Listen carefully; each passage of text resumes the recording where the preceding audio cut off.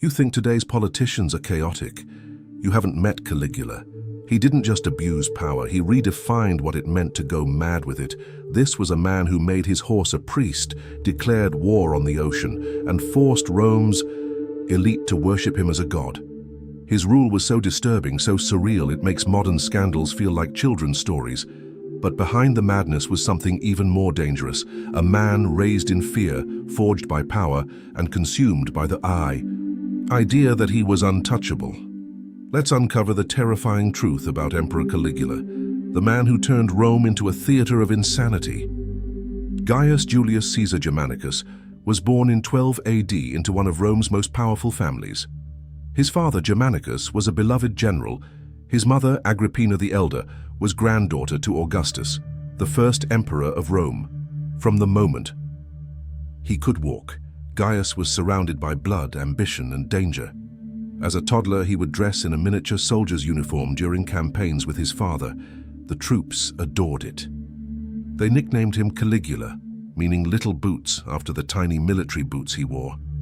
It was cute then, but that nickname would one day send chills down Rome's spine. By age 7, Caligula had already seen power up close, and the corpses it left behind. Caligula's childhood wasn't just privileged, it was traumatizing. When his father mysteriously died, possibly poisoned on orders from the reigning emperor Tiberius, everything changed. Tiberius took Caligula into his personal custody. But this wasn't a favor, it was a trap. Tiberius had become a paranoid recluse, ruling Rome from a distant island called Capri. There, he indulged in dark pleasures, executed enemies without trial, and slowly lost touch with reality. Caligula lived on that island for years, watching people disappear overnight, forced to laugh at the emperor's jokes, knowing that a wrong look could mean death. He learned one thing above all: survival depends on pleasing power. It's no wonder that when Tiberius died, some said Caligula had a hand in it. Regardless, he became emperor at just 24 years old, and for a brief moment, it looked like a golden age was beginning. At first, Caligula was everything Rome hoped for. He lowered taxes, freed political prisoners, gave bonuses to soldiers, and hosted massive public games. Statues of him were raised, crowds cheered his name, and people believed the Republic had been reborn. He was charming, generous, energetic, a symbol of new life after the dark rule of Tiberius. But then, something broke. Just 6 months into his reign, Caligula fell gravely ill. Some said it was epilepsy, others whispered about poison. No one knows for sure, but what's certain is this: he survived, and the man who came back wasn't the same. The illness changed him. Whether it was physical damage to the brain or a psychological collapse, Caligula returned obsessed with death, power, and the divine. He began to speak of himself not just as a ruler, but as a god. He would dress as Apollo, Venus, and even Jupiter, the king of Roman gods. He ordered the heads of divine statues replaced with his own likeness. Senators were commanded to worship him as a living deity. He didn't ask for loyalty, he demanded reverence. Anyone who hesitated was either humiliated publicly or vanished. One senator hesitated to call him divine. Caligula invited him to dinner, then slit his throat during dessert. This wasn't leadership. This was theater soaked in blood. Then came the madness Rome still talks about today. Caligula didn't just abuse power, he mocked it. He appointed his favorite horse, Incitatus, as a priest, and gave it a marble stall, golden necklace, and a house with servants. Some claim he planned to make the horse a consul, Rome's highest political office. Was it a joke or a threat to the Senate? He often talked to the moon, screaming or laughing at it late into the night.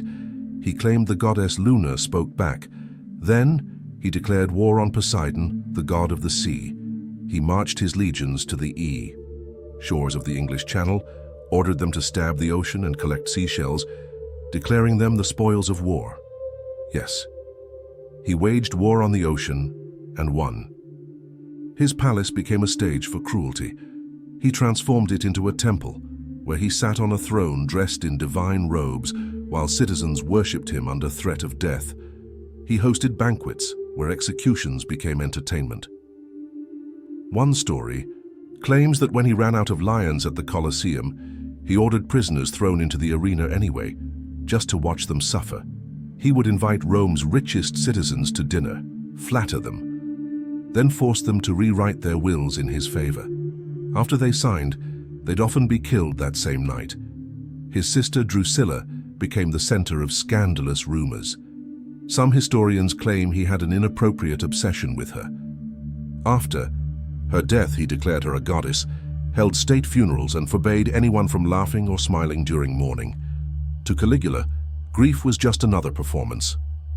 The Senate, a joke. He replaced senators with actors, drunkards, and gladiators, mocking Rome's ancient institutions. Laws were passed on a whim, often scribbled down and posted so high on pillars that no one could read them. He bankrupted the treasury with absurd construction projects, including floating palaces on Lake Nemi, complete with marble floors, gardens, and heated pipes. Luxury on water, built with the sweat of an empire in decline. When money ran low, he held fake trials, accused the wealthy of treason, and seized their estates. Rome's elite lived in fear, not of justice, but of randomness.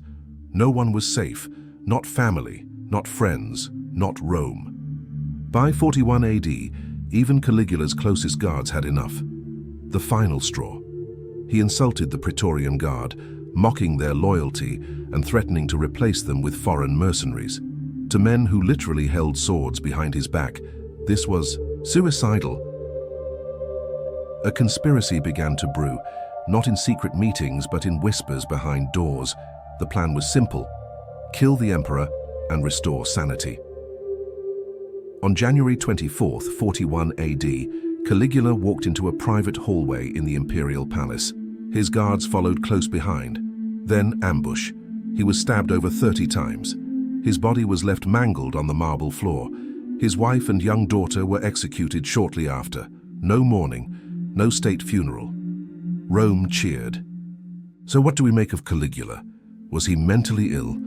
A traumatized boy raised in terror, twisted by absolute power? Or was it all an act, an emperor so cynical, so darkly brilliant, that he used madness as a weapon to control and terrify?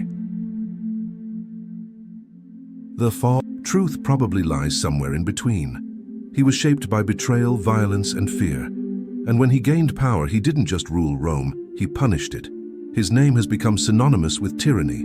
His legacy is not just about lunacy, it's about what happens when power is given without limits, when fear replaces truth, and when no one dares to say enough. Caligula isn't just a story from the past. He's a mirror, a reflection of what happens when leaders become cults, when institutions fail to check power, and when fear silences accountability. You don't need to wear a toga or build floating palaces to become dangerous. All it takes is unchecked power, blind loyalty, and a taste for control. Rome learned this the hard way. The question is, have we?